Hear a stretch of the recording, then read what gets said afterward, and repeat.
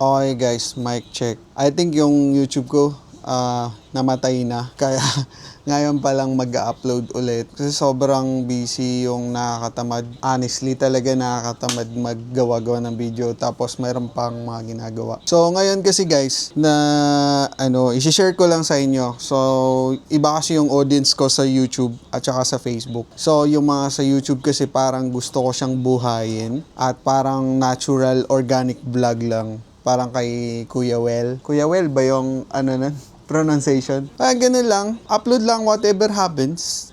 Para may document ko din yung mga nangyayari sa paano kami nagbi-business. Actually, nagbi-business kami kasi. May small business kami. Yun kasi guys, may revealing factor kasi akong sasabihin. Kung papanoorin nyo siya, maraming salamat. Nagstay kayo dahil doon. Pero ang katotohanan kasi, ang totoo niyan, nawalan kasi ako ng trabaho. So, it has been 4 months now or 3 months, I guess. 3 months? 3 months. So, tinetry talaga namin. Ngayon ko lang talaga siya ni-reveal. Ngayon lang ako nagkaroon ng lakas na i-reveal. Kasi gusto ko talagang i-try i-survive. So, ang hirap talaga, honestly. Sobrang hirap. And buti na lang talaga si Jasmine, which is wife ko na siya, at ako, somehow tinatry talaga namin gawa ng paraan yung paano kami makasurvive. Siya naman kasi, nag-resign siya. Ako naman, unexpectedly natanggal sa trabaho dahil yung department namin, redundant na siya. Ngayon, siya, hindi na rin makahanap ng work. Actually, nag-try din siya, pero parang ginawa na lang namin, gusto namin i-push kasi meron kaming small business. Gusto namin i-push na mag-go through namin yung small business namin. Nagwo-work kasi kami, mayroon na kaming small business na talaga. So, parang minsan naisip namin full-time kami mag-business talaga. Pero, nakakatakot yung iniisip mo yung stability, hindi mo alam kung kailan ka magkikita o hindi, ganun, yung mga ganung factor na nakakatakot talaga. So, kaya ayaw mo bumitaw sa trabaho kahit na hindi ka siya yung oras mo sa small business mo at saka sa trabaho mo.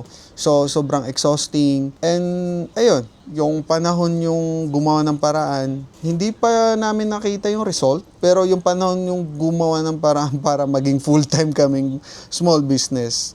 Siya nag-stop sa work pero hindi na siya nakahanap ng matinong work kasi may toxic environment kasi yung mga ganun hinahanap niya. Sabi ko, yung mga toxic environment hindi yan mawawala sa mga job, mga department. Lahat may toxic pag nasa job ka, may trabaho ka.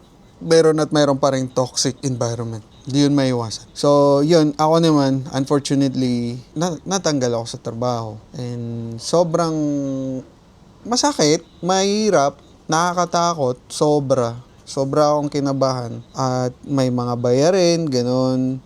Ang daming responsibilities.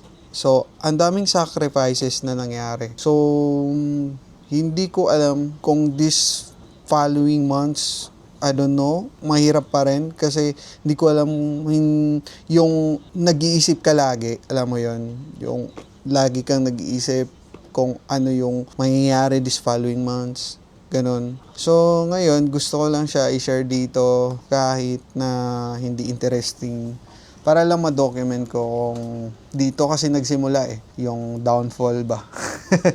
Hindi ko masabi kung downfall, pero hindi naman ako nasa taas kaya hindi ko masabing downfall yun. Pero dito na nag-start na mag-full time na talaga kami. Tatry namin kayanin, sana makayanan namin yung full time. Naghanap naman kami ng job, pero alam mo yun, limited lang yung options and everything.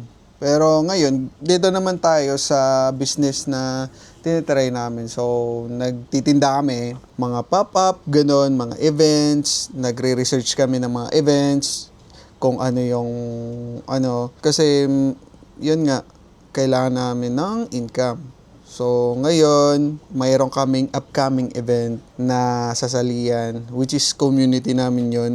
Matagal na kami sumasali noon, ever since pa na nag-start kaming nag-business. Ngayon, may event kami sa Abu Dhabi this coming week. So, ayan.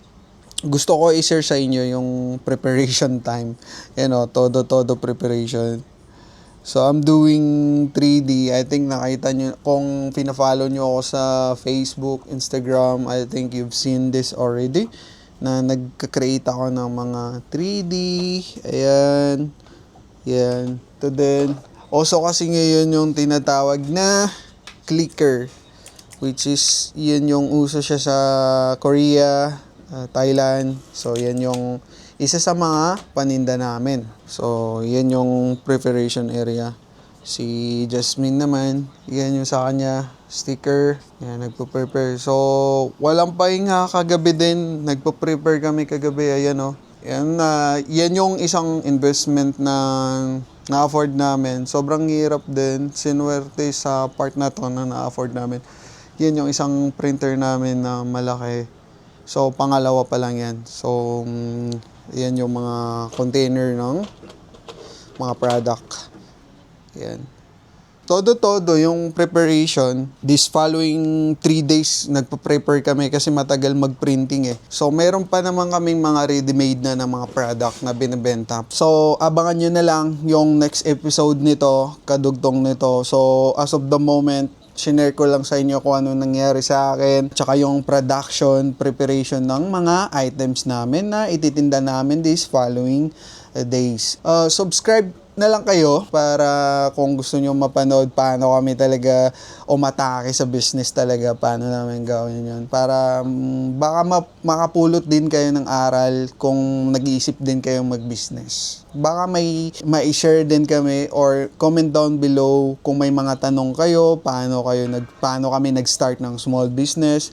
Maybe we're not expert but somehow we could share something na we experience doing this kind of small businesses. So, yeah. Abangan nyo na lang yung next video namin. Susunod na dito yung event na mismo. Pag-set up, throughout the night, yung pagod, paano, yung reality talaga, yung mapakita mo yung mga hirap at dugot pawis talaga. Hindi yung diretsong kasiyahan. Wala naman ganun. So, yun ang reality talaga. So, see you na lang on the next one. Assalamualaikum, bye-bye.